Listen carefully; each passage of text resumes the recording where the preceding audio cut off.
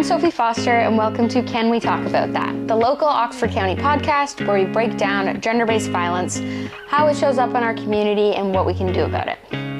This May is Sexual Assault Awareness Month, and in our community, we're launching a campaign for strangulation prevention. We continue to see a rise in our community of cases of strangulation, and at the same time, a lack of awareness about just how serious and life-threatening it can be. So this campaign and our campaign for May is all about changing that.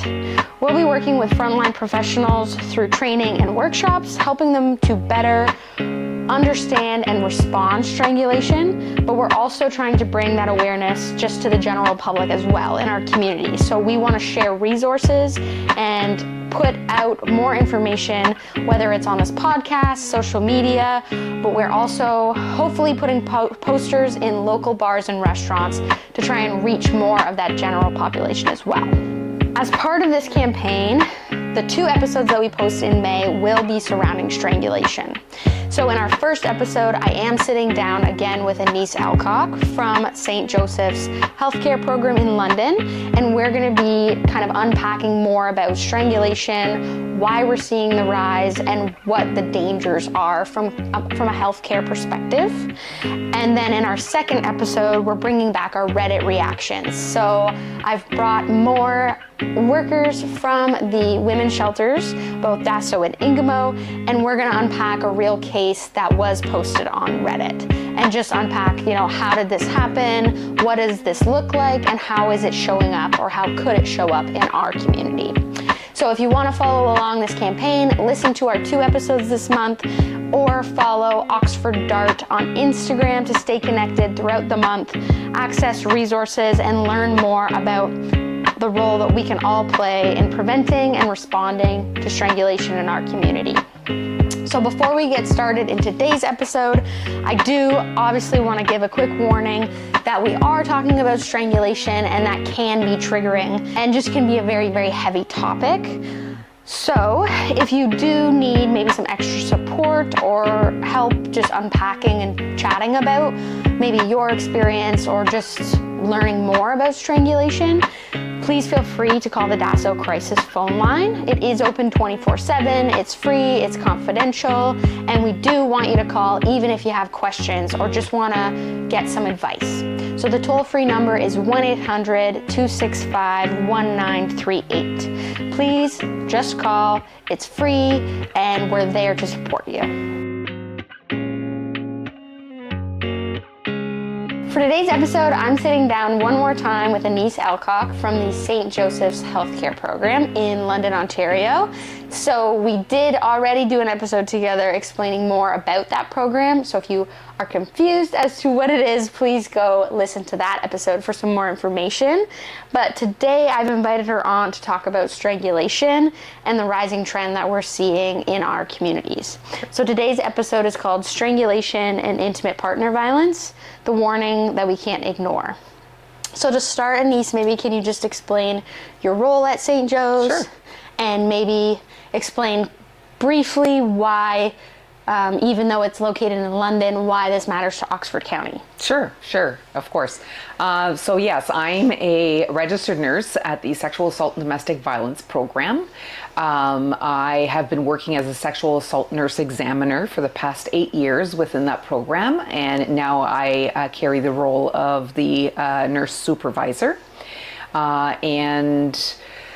The ties between Oxford County and St. Joe's, we developed a collaboration with them because we were noticing that we were missing individuals that couldn't get to our program due to transportation issues.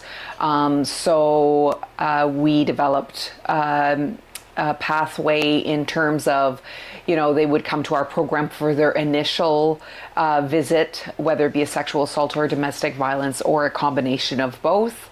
And then we would transfer the follow-up to the Oxford County CHC, given the patient is consenting to this, and so that people are able to get all the services provided to them, even though they're not within the London city. Yeah. So essentially, it's like specialized services. Yes. So since we can't really get that in Oxford County because we're a small community, I mean, we would need a lot of funding. We are kind of sharing that with London. Yes. So for our episode today, obviously our topic is a bit heavier. Yes. But we'll try to talk about it in a way that's accessible and casual. For sure. As much as we can. Yes. So when we say strangulation, what are we meaning by that? Because I know a lot of people are using different words. We hear choking a lot. Yes. So, I mean, do those two things mean the same thing? I think when people are referring to choking, they mean strangulation in the context of what we're talking about.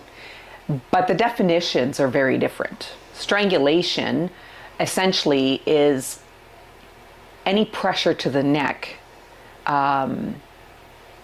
that's essentially blocking your oxygen and you're not able to breathe.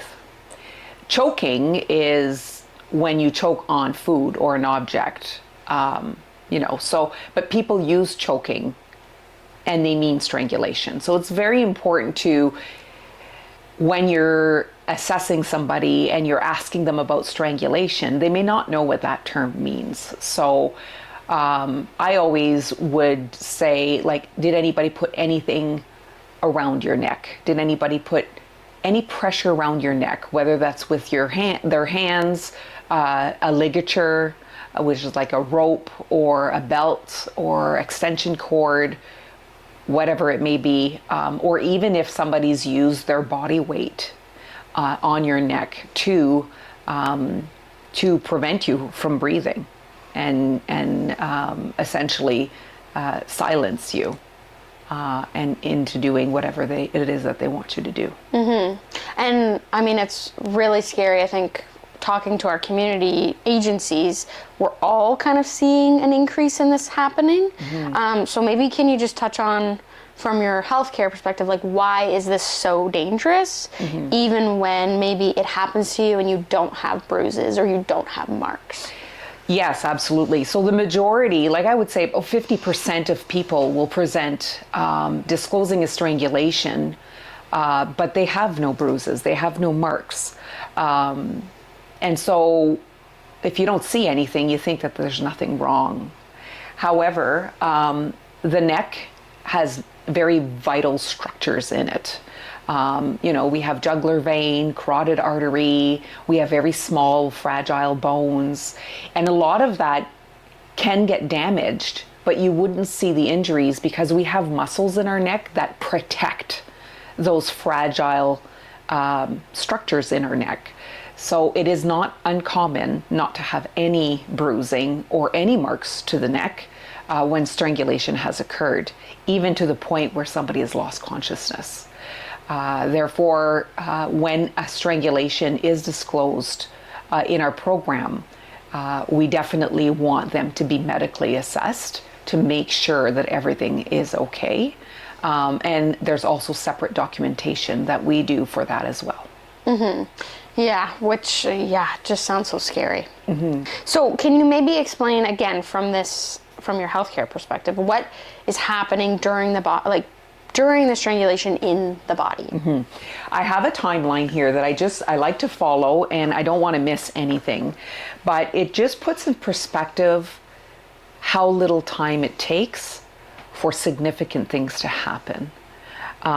So this timeline comes from the Training Institute of Strangulation Prevention, and they're a great agency and provide a lot of information and training on strangulation.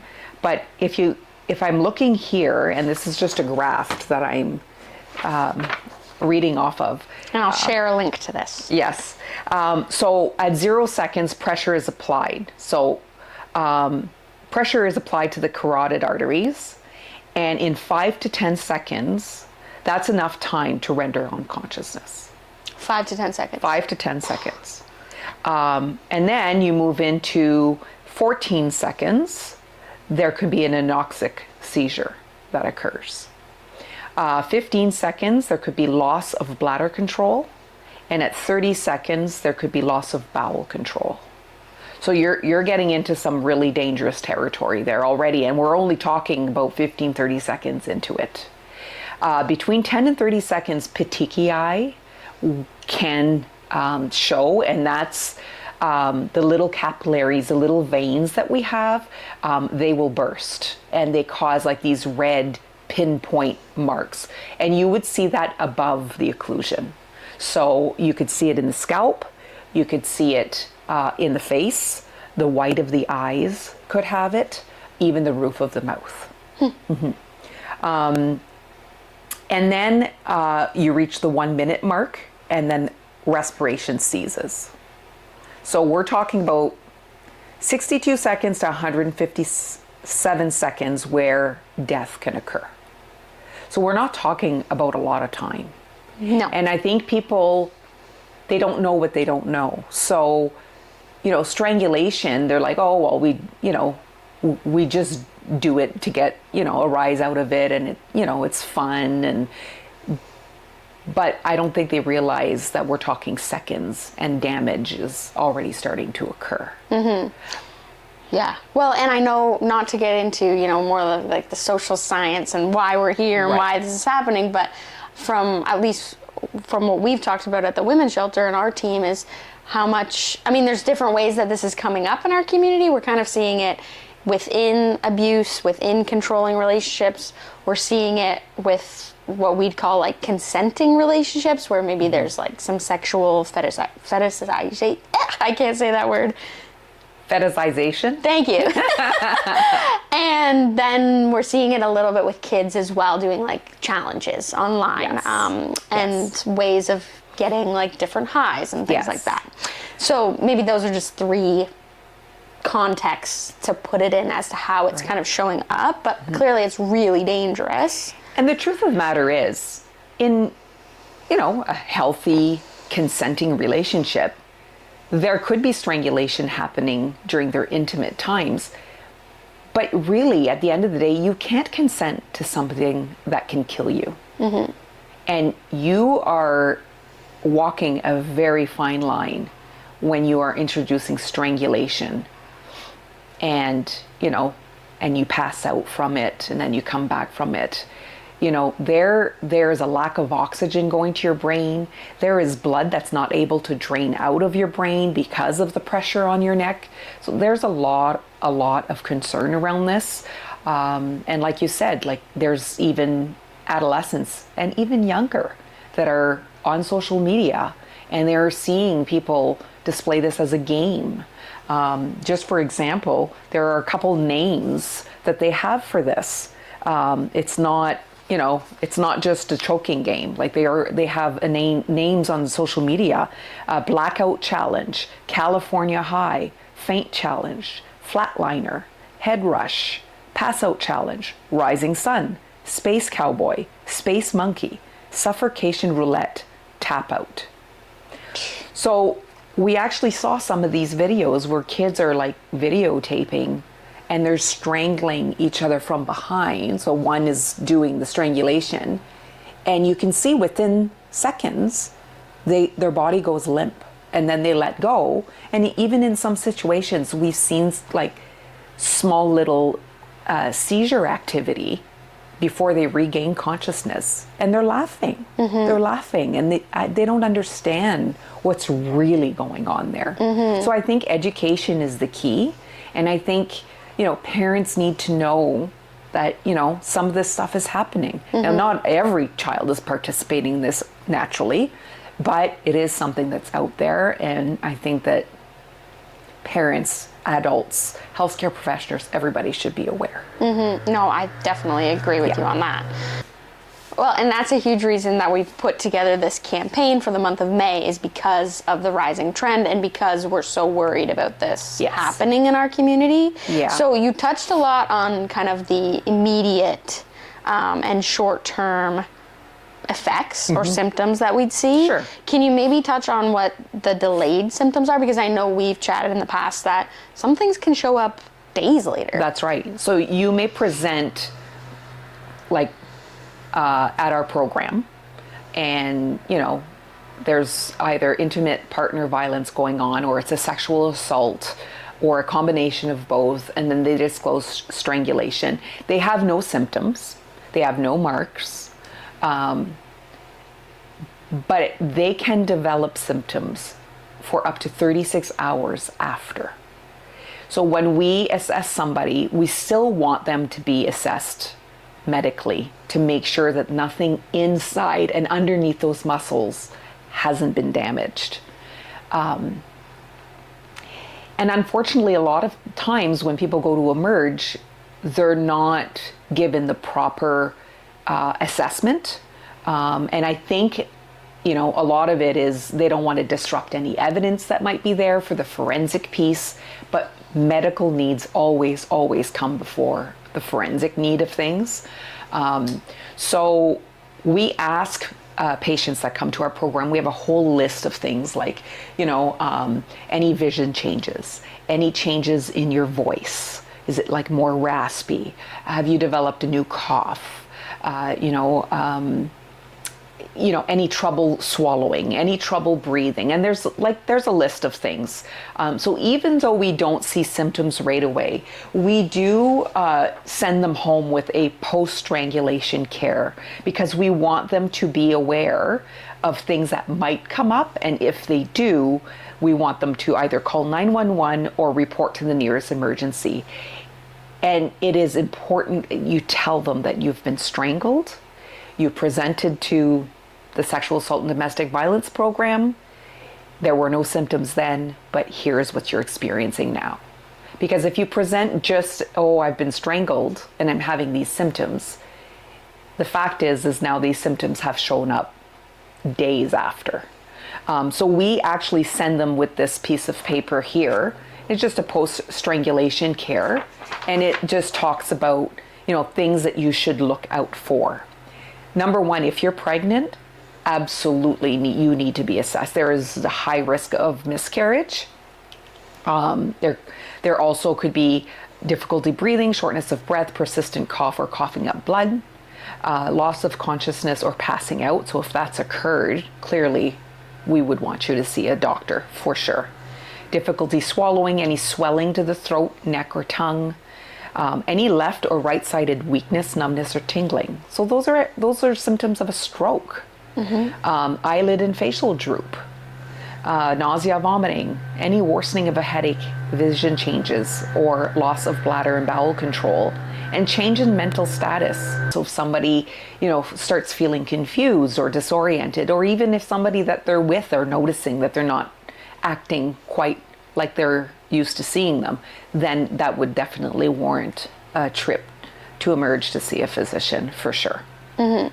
We also give them some self-care. So they may not end up with any injuries at all, but we definitely, want them to be aware that there might be bruising that'll come out. There might be some swelling that comes after the fact, and we're happy to do redocumentation and pictures if we can see something at that point.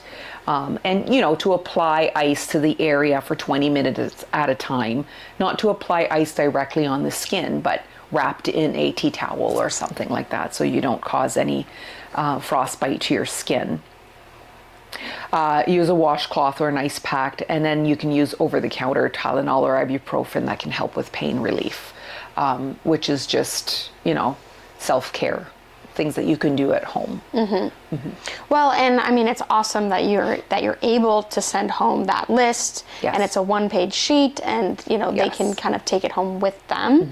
I did want to ask kind of what your experience has been. You've been at that program for 8 years. Just what's your experience been seeing this increase? Like, Definitely. Are you feeling an increase? Absolutely, we're seeing an increase in the people that are presenting in our program and disclosing strangulation. Absolutely, for sure. And I don't know if a lot of people know this, but in a sexual assault or in IPV, strangulation is a separate charge. So the documentation that we do separate from what everything is we're trying to get as much information as possible around the strangulation piece alone. So if if the perpetrator or the abuser is using one hand or two hands, are they strangling from the front or from the back? Are they using a ligature? How long did it feel like they were strangulating you? What's the pressure that you felt from 0 to being no pressure, 10 being a lot of pressure? Just to kind of give us some context around what has happened. So we have been seeing an increase in the strangulation piece of a sexual assault or domestic violence. Is definitely on the rise. And I think that a lot of that is because social media is accessible to anybody and everybody. And, younger and younger individuals have access to pornographic sites. And these places are normalizing all of this. And so, people are trying it at home, or, in the younger population, there's, TikTok challenges, and, some of them are really harmless, like the ones that they were pouring ice water challenge over your head.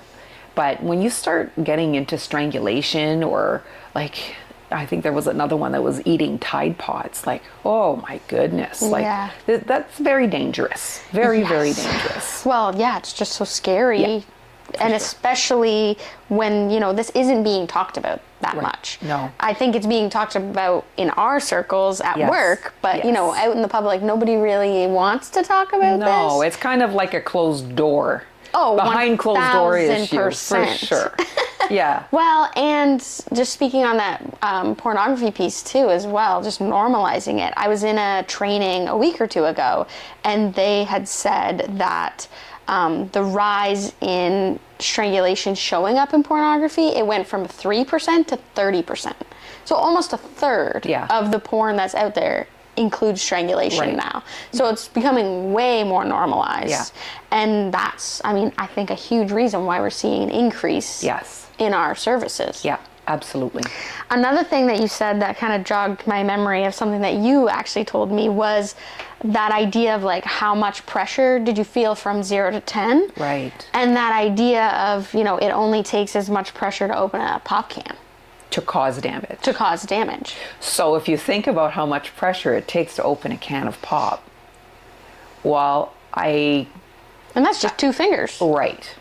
So the strangulations that we're seeing, there's a heck of a lot more pressure that's being applied to the neck. And so therefore, there are injuries that are occurring that people, again, are not talking about, ignoring, or they're just they don't know enough information about it. So, it's definitely nice to be able to educate people about the seriousness of this topic, and to stop from doing it altogether. For sure. Yeah, that would definitely be a goal of our campaign this month. Yes. Okay, so to get back to the questions that I did want to ask, because I've gotten a little off track here. Yes. So let's say I've experienced a strangulation. When should I seek medical attention?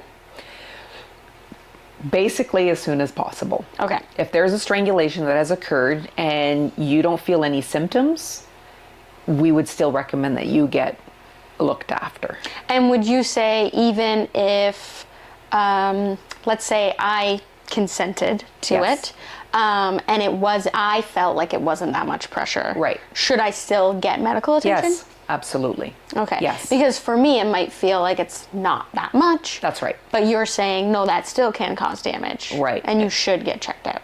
I think individuals wait for a symptom before they need to seek medical help. Right. And it's kind of like we're saying the reverse here. You may not have a symptom, and you may still need to be looked at. If there's a strangulation, we don't know exactly how much pressure was applied. We don't know how much time that happened. There's also instances where they strangle someone, they let go, they strangle, they let go. So there could be multiple strangulation in one session or in one occurrence. Right. So that's really important to note as well. So what difference would that make? That would just mean it's happening over and over again. That's right. Over and over again. So, which is why it's so important to have it documented. First of all, if it's non-consensual, that's an assault. If it's consensual, I think people just need to know how serious it is and what are the repercussions of that. Like, we're talking brain injury, that could come from that. Now, am I saying that every single strangulation will lead to this? No, absolutely not. But I'm just saying that it's a very dangerous game to get into, because you just don't know. Well, and thinking about it from the assault context as well, like our legal justice system is treating it, they're treating it as dangerous as we're talking about it now. And my understanding is that if the police have understood that a strangulation has happened, like, there will be a charge. And so our justice system is also taking it very seriously. And so it wouldn't just necessarily be a physical assault, like you said, it would be treated as its own thing. Yes. So in our last episode, we really ran through St. Joe's programs and what it looks like to kind of access your services. And one thing you really touched on is your connection with the police, or your relationship to the police. Sure.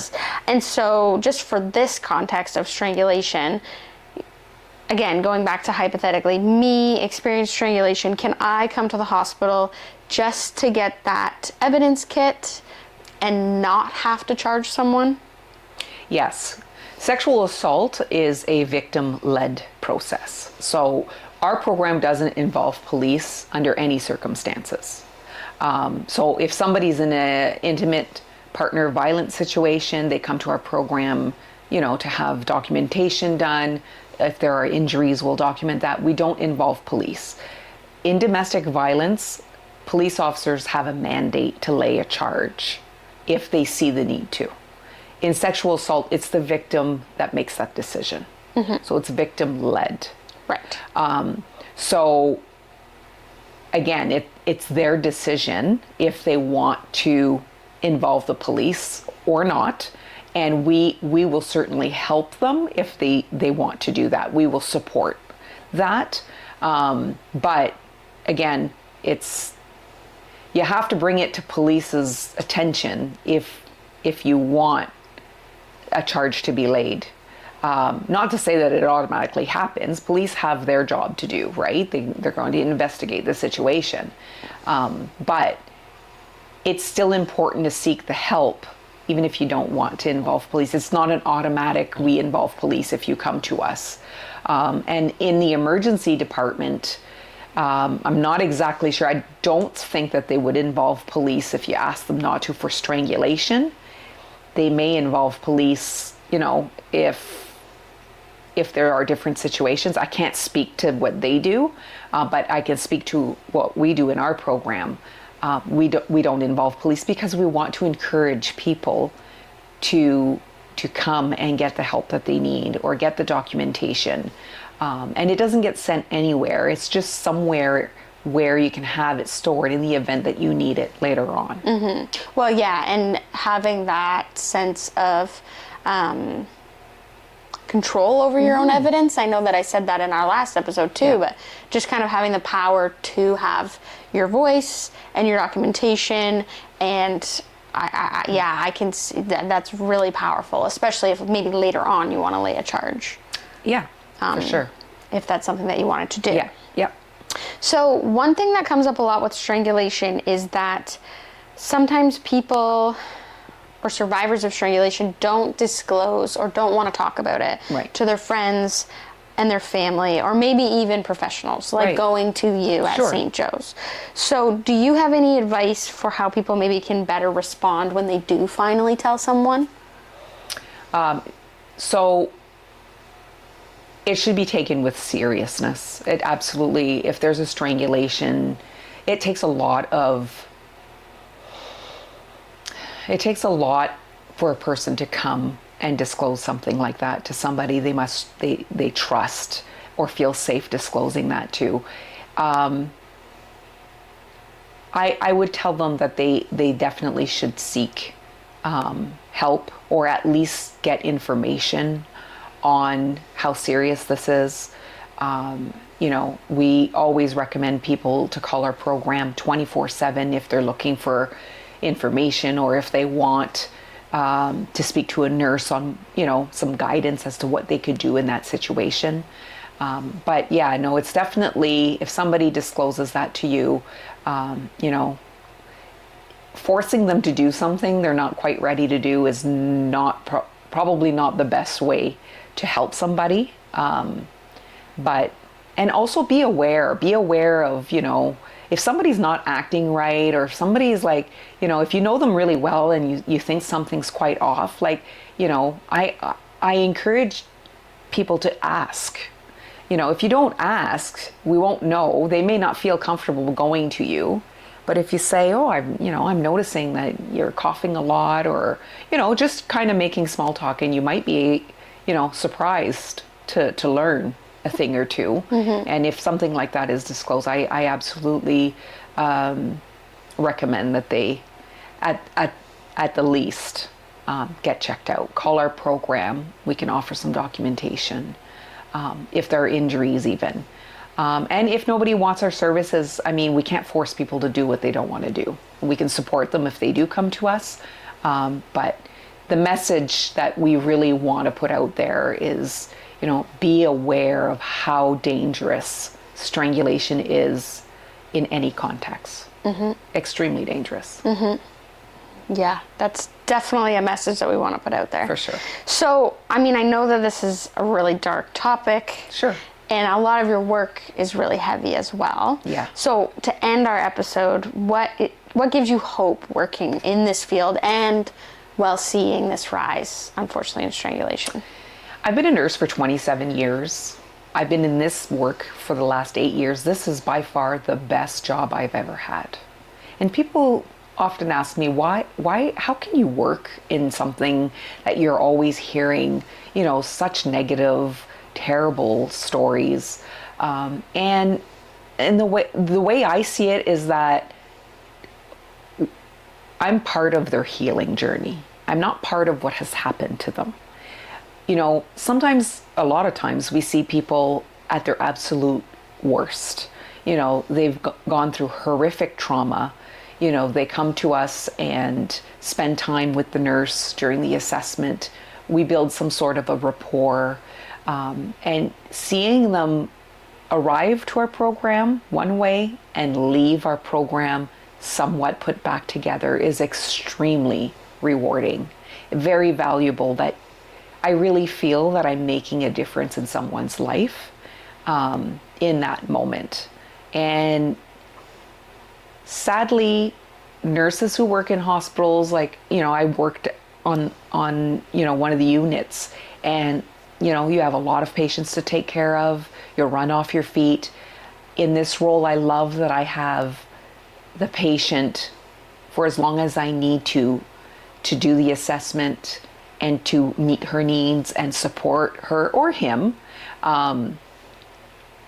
for as long as I need to. And that you don't find in all areas of nursing. And I think that's why this work is so important to me, and educating our community partners, educating the public, on sexual assault, intimate partner violence, strangulation, and everything that kind of goes into that is something that people should absolutely know about and know how to access it if they need to. Mm-hmm. But it has been, I have learned so much, and I have a lot of learning still to do.